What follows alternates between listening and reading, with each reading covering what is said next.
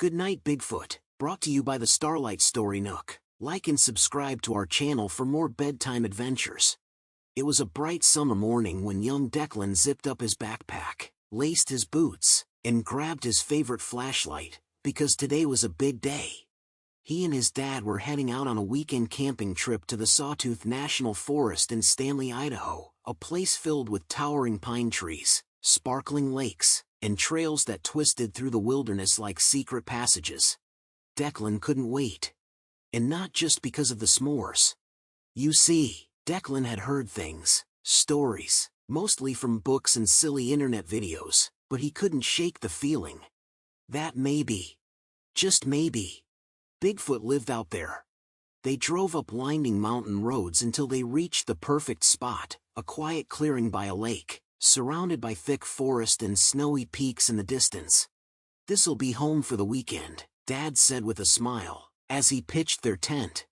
Declan gazed into the trees, squinting. "You think Bigfoot could live around here?"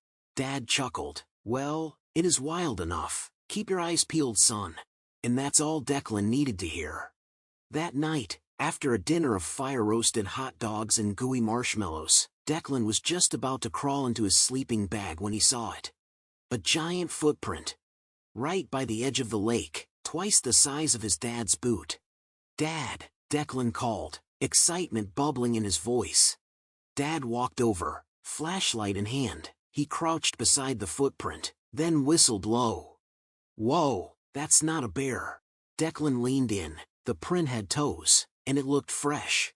"Do you think?" Dad nodded slowly. "Might be Bigfoot. You up for a little exploring tomorrow?" Declan grinned wide. "Definitely." The next morning, they set off early, following a trail of enormous footprints through the forest. They found broken branches, strange tufts of fur, and even a half-eaten bag of trail mix. "Looks like someone has a sweet tooth," Dad joked as he reached down to pick up the trash. "We'll take this back to camp to throw away. We always want to leave a place better than we found it." Declan couldn't believe it. This was real. The clues were everywhere, and they were getting closer. Then, they heard it. A low rustling in the bushes. Declan froze. Dad put a finger to his lips. The branches parted. And there he was. Bigfoot. He was huge, easily taller than the tallest man Declan had ever seen, covered in shaggy brown fur, but his eyes, they were wide, and kind, and just a little startled. Bigfoot didn't growl, or roar, or chase them. Instead, he did something unexpected. He waved. A slow, shy wave.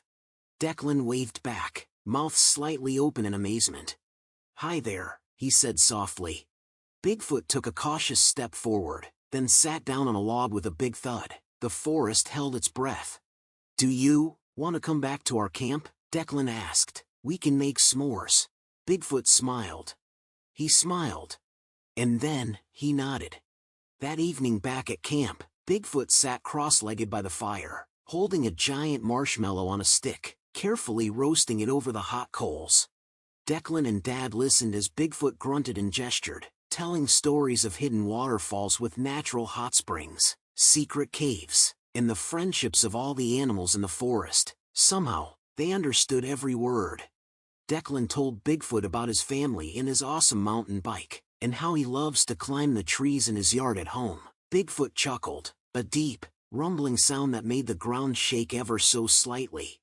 Dad shared a story about a moose that had once chased him out of some willows when he accidentally got too close. Bigfoot slapped his knee and let out a big, belly-laughing roar. They talked until the stars blinked awake in the sky. Then Bigfoot grew quiet. He looked up at the moon, then back at Declan. He pointed to the forest and then placed a big, gentle hand on Declan's shoulder. "Time to go?" Declan asked. Bigfoot nodded, but he looked sad.